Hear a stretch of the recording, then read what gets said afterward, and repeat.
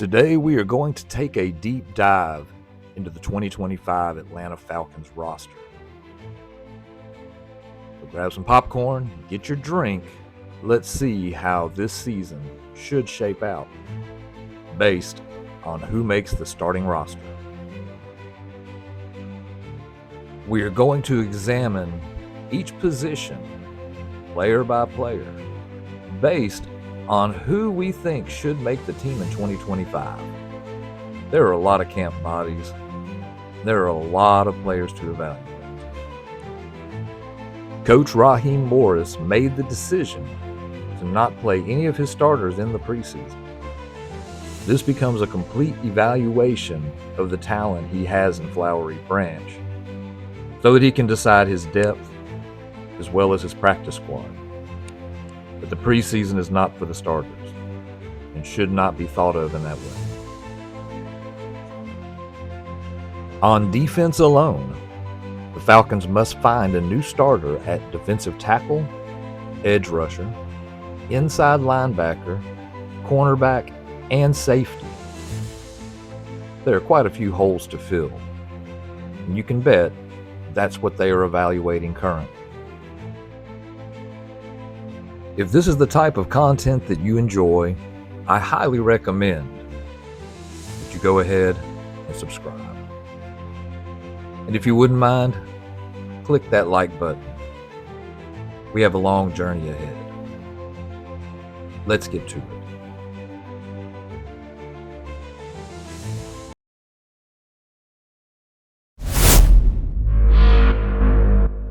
Welcome back, Falcons faithful. This is Patrick with the Falcons Roost, ready to give you another update on our beloved With Michael Penix Jr. taking all the first-team reps, that's huge. I mean, he's mobile, he has great arm talent. This could be the start of a post-Cousins era, and that's what the Falcons are hoping for. But don't count out Cousins. He brings veteran leadership and game management skills. So the big question is, who's going to be leading the offense at the end of the season? We'll be watching with every snap, because at least with Cousins, if something were to happen to Michael Penix Jr., the Falcons have a very capable and competent backup quarterback. I say we're running offense for real, okay. But we gonna throw it a lot. Yeah. But like Bijan, like you can't shy away from him. Him and Tyler, you gotta get on the ball. BJ and the Bear. Let's talk about those running backs. In 2024, Bijan Robinson rushed for 1,456 yards and added 14 touchdowns. He forced a remarkable 99 missed tackles. That ranked third amongst the league leaders in rushing. He also added 431 yards receiving on 61 catches and a score. He contributed to an offense that averaged 369.8 total yards per game, which ranked 6th in the NFL. His breakout second season landed him on the top 100 players in the NFL for 2024 at number 62.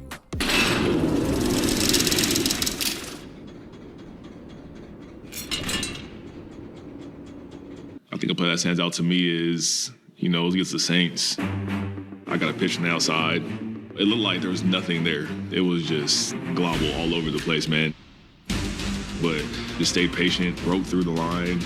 Look at the black shirts laying all over the turf. And I was like one-on-one with a safety, and then it was a touchdown. Tyrann Mathieu hitches a ride at about the 8-yard line, and Bijan just drags him into the end zone. I think Bijan's the next great one. Bijan's definitely the next great one. Him and Gibbs. But there's nobody who's able to cut like Bijan in the NFL. There's not. You can go argue with your mom about that and be honest. And, trust me, I love myself and I think I have great cuts. And there's nobody, the way he's able to, his vision, his agility, and he can catch the ball too. So it's finna get scary for a lot of people as he continue to figure it out. All eyes will be on Bijan this season, primarily from the fantasy crews. So where do you have him listed in your fantasy draft? Get in the comments and let us know. My brother Tyson. We're by Cali in Arizona. Yes. No running back in the NFL punishes a defense more than Tyler Algier. Algier isn't just a backup. He's an insurance policy.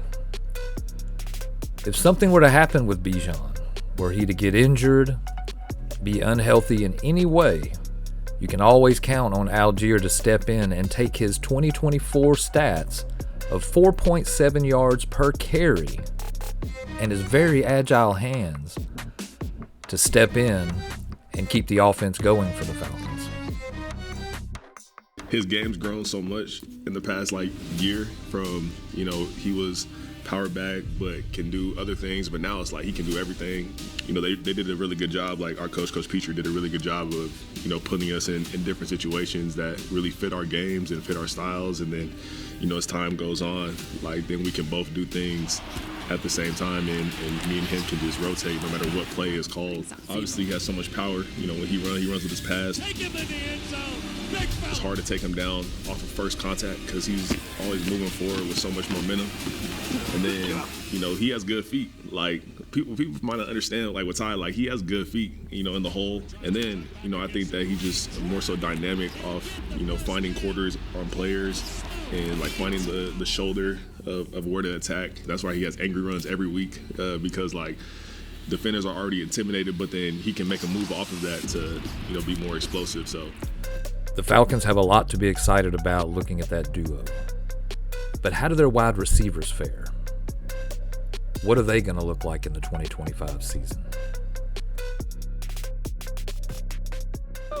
Hey, let me go in. Let me go in. The Falcons enter the preseason with receivers Drake London, Darnell Mooney, Kaderil Hodge, Ray McLeod, Casey Washington, and newly signed receiver DJ Chark. Drake? Yeah. That's why I love him. He's big, physical, tough, but good person, movement, a great person. Drake London is without question the leading receiver going into the Falcons preseason.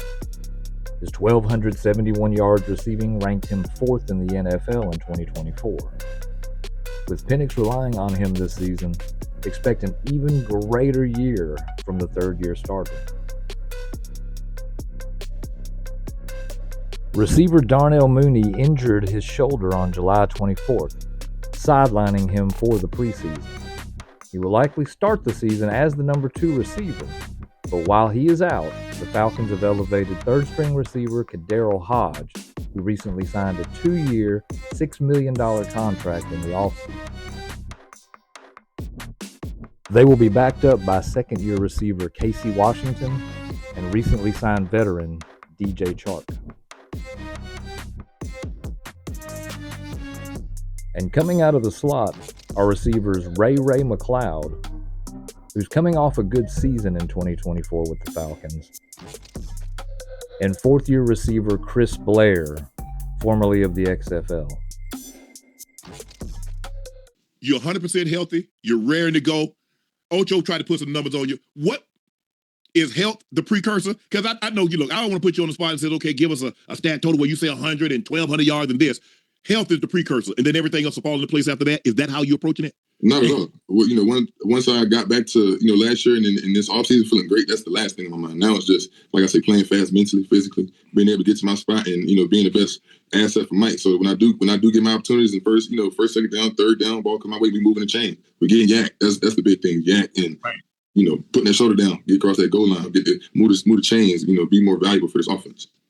No one has more eyes on him this season than tight end Kyle Pitts. He's in his 5th year of his rookie contract, and his future depends on his production. Last season, he produced 47 catches for 602 yards and 4 touchdowns. Not terrible production for an average tight end, but as an overall number 8 selection in 2021, the expectation for Pitts is high. He will be one to watch this season. Backing him up is veteran Charlie Werner. Not known for his receiving ability, he brings a solid run-blocking option for the Falcons on rundowns. He brings a down and dirty blue-collar mentality to the game. But don't expect to see him running free out in the backfield. The last option is camp body Felipe Franks, who returns to Atlanta this season after spying on the Panthers in 2024. He landed his first NFL catch in 4 seasons in the last game of 2024 against the Falcons. Nowadays, man, they got studs on both sides there. You got to expect to face the best rusher at left and right tackle every week. So, I'm not really changing too much. You got to block the guy. Yeah. The offensive line returns 5 starters from 2024. Left tackle Jake Matthews, who just signed a 2-year, $45 million contract in the offseason, has held the left tackle position for the Falcons since 2014 and currently has the record for most consecutive starts in the NFL at 174. Right guard Chris Lindstrom is coming off his 3rd consecutive Pro Bowl and first-team All-Pro selection. He's a solid run blocker in both the pass and the run. Right tackle Caleb McGarry comes into the season blocking the blind side of quarterback Michael Penix. It's an adjustment he will have to adapt to, having a left-handed gunslinger to protect. He also signed a 2-year, $30 million contract in the offseason. 3rd-year left guard Matthew Bergeron has improved each season, and having a veteran like Matthew standing beside him only helps his growth as a solid guard. After the injury to Chris Dahlman last season, 4-year center Ryan Newsel stepped in and took over the starting position. His play in the second half of the season made Dahlman expendable, giving Newsel a chance to earn a long-term contract with Atlanta after this season. Overall, it's a solid crew that Pro Football Focus ranks as the 3rd best line in the NFL going into the season. The offense is in good hands with this crew mounting the trenches. The defense could be pretty good. Can't wait to see what the youth does up front for the Falcons.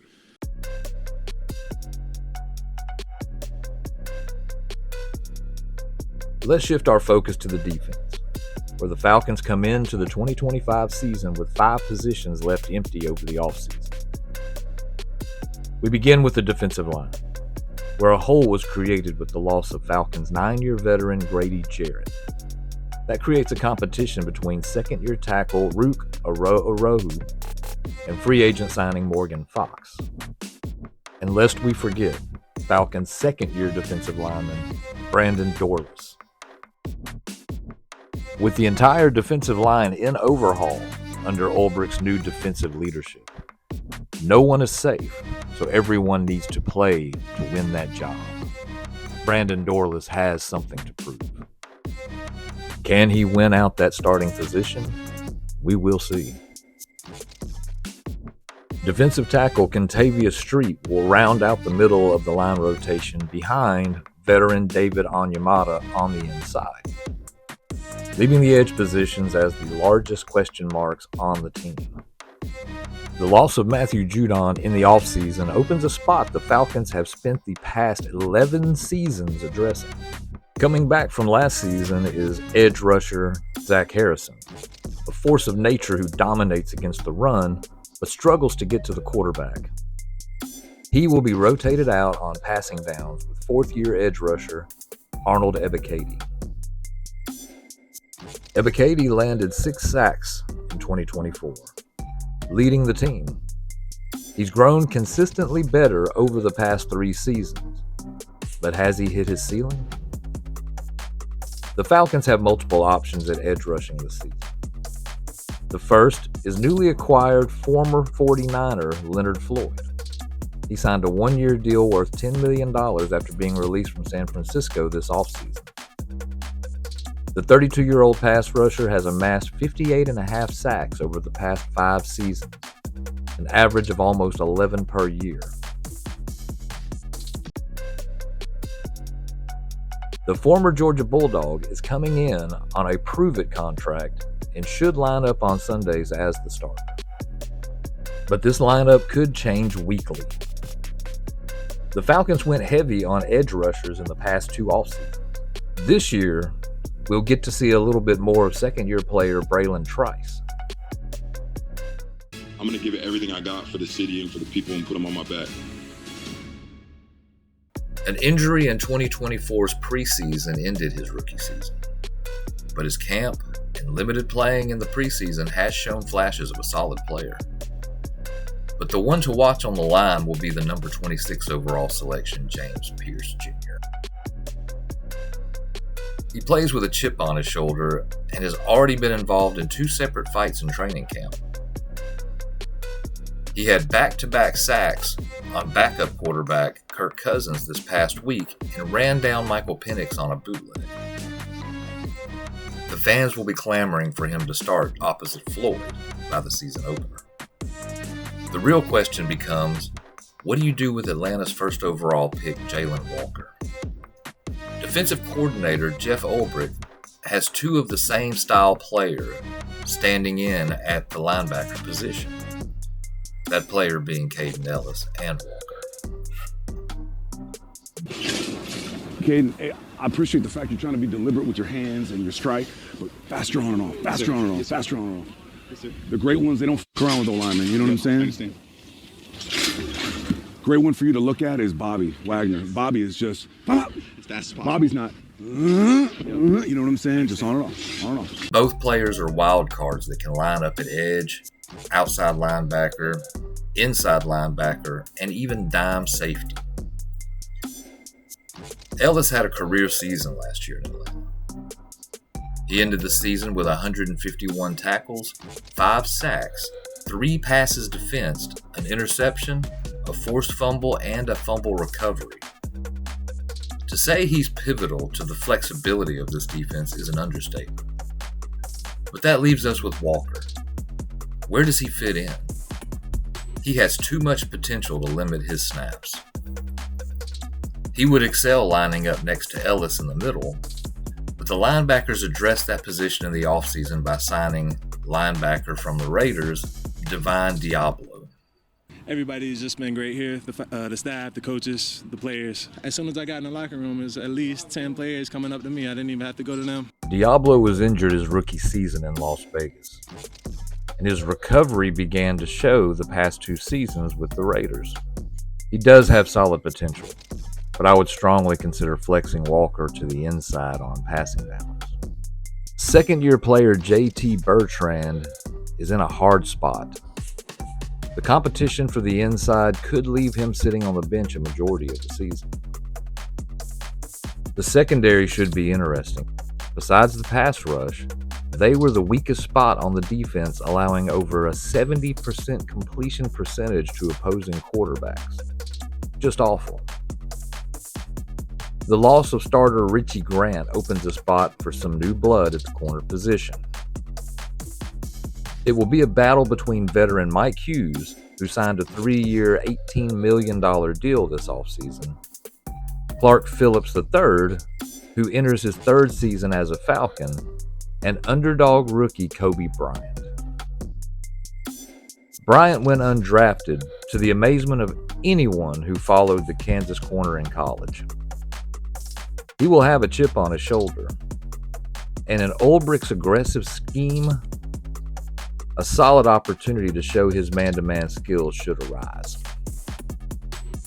Manning the opposite corner position is A.J. Terrell.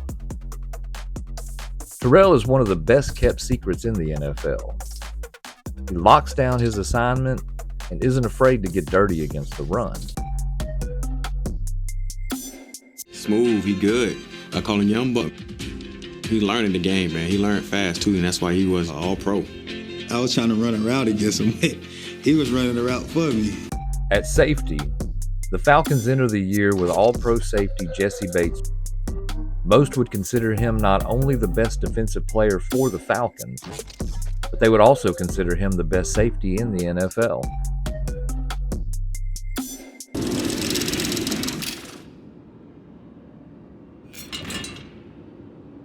What's interesting is the battle for the second safety position. This was left open by the loss of free agent Justin Simmons. Atlanta signed former Panther Jordan Fuller to come in and compete with third-year player DeMarco Hellams and third-round pick from Notre Dame, Xavier Watts. Watts has been taking the starting reps in camp and should be the starter, opposite Jesse Bates III. I think X-Man is doing a really good job. You know, he's going out there playing safety for us. You know, obviously, you pull those guys, always got to be emergency. You know, Black went down a couple snaps in the second half, so he had to go back out there for him. So that's always something you got to pick up for and be able to go out there. So, like, X can handle anything you give him. He's worked himself into excellent shape. He's done a nice job of picking up the defense, done a really nice job of rotating the first group, second group with all those guys and playing. And I couldn't be more pleased where he is in his game. It's time for some predictions as to how the roster should look by the time the season opens and what that depth chart will look like. Starting at quarterback, number 9, Michael Penix Jr. Starting tailback, number 7, Bijan Robinson. Starting wide receivers, number 5, Drake London.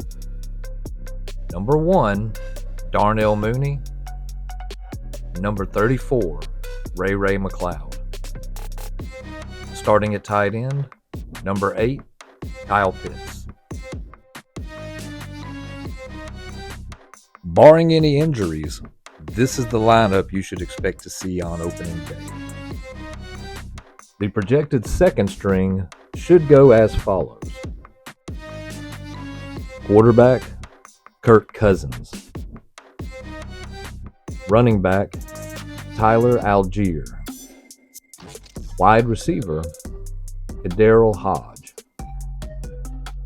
Wide receiver, Casey Washington. Wide receiver, Dylan Drummond. And tight end, Charlie Werner. When the final roster is set, I would assume this is what you'll be looking at. However, the battle at wide receiver hasn't ended, and there's still a chance that wide receiver Chris Blair may actually take that spot away from Dylan Drummond. But let's not also forget Nick Nash. Let's move to the offensive line, where the Falcons return 5 starters.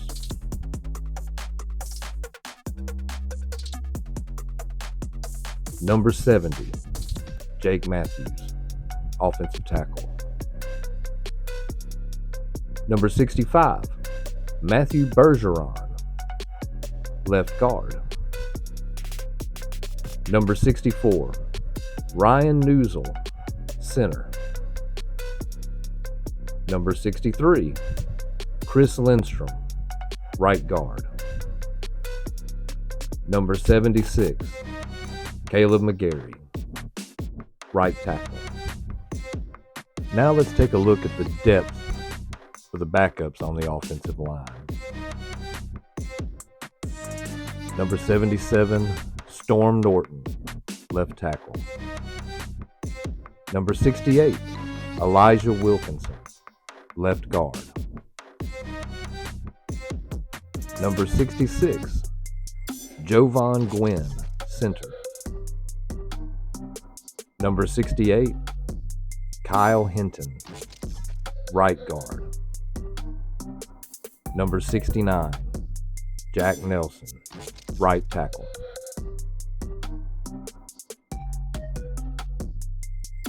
That rounds out the offense. Let's now turn our attention to the defense. Number 90, defensive tackle David Onyemata. Number 96, defensive line Zach Harrison. Number 98, defensive line Rook Oro. Number 56, edge rusher Leonard Floyd. Number 47, edge rusher Arnold Ebiketie. Number 55, inside linebacker Caden Ellis.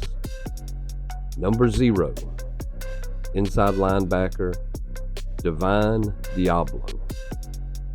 My expectation is that when you see the Falcons line up in Game 1 against Tampa Bay, this will be the line that will come out on first down. But for the first time in many years, the Falcons carry a lot of depth going into the season. I fully expect this will be the players that come in to relieve that starting front seven. Number 95, Taquan Graham, defensive line. Number 54, Brandon Dorlus, defensive line. Number 99, Morgan Fox, defensive line. Number 27, James Pierce Jr., edge rusher. Number 48, Braylon Trice, edge rusher. Number 40, J.D. Bertrand, inside linebacker. Number 51, D'Angelo Malone, inside linebacker. That leaves out this year's wild card, Jalen Walker. Walker has been limited in practice and in preseason snaps. So we're not really certain where they plan to put him as the season goes on. Coach Morris stated that he planned to start Walker as an edge rusher. So I would expect to see him and Braylon Trice share snaps backing up Arnold Ebiketie. But I could also see Walker flexing inside and backing up Caden Ellis, as both players are very similar. I would also expect to see defensive lineman Kentavious Street make the final 53-man roster this season. Now let's take a look at the secondary. Number 24, A.J. Terrell, cornerback. Number 3, Jesse Bates III, safety. Number 31, Xavier Watts, safety. Number 21, Mike Hughes, defensive back. Number 20, D. Alford, nickelback. But let's address the elephant in the room. D. Alford has no business being the starting nickelback for this team.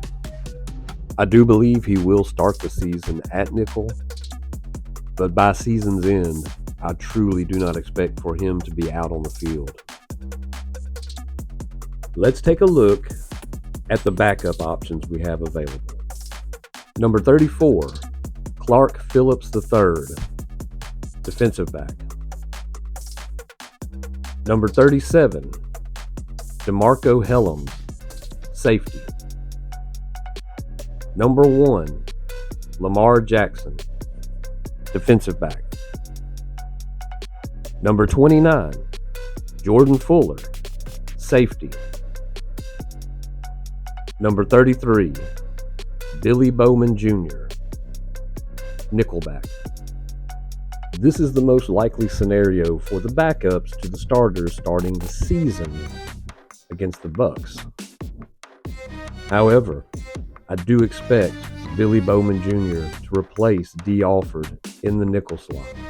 Let's finish off our list with the special teams. Number 6, Younghoe Koo, kicker. Number 13, Bradley Pinion, punter. Number 49, Liam McCullough, long snapper. Number 35, Jamal Agnew, kick returner.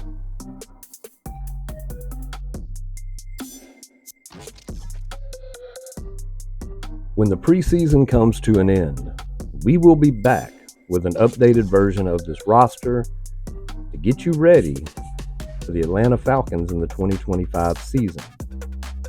And during the season, look for more updates, as we will become much more vested in watching Michael Penix and Bijan Robinson carry this team towards a playoff berth.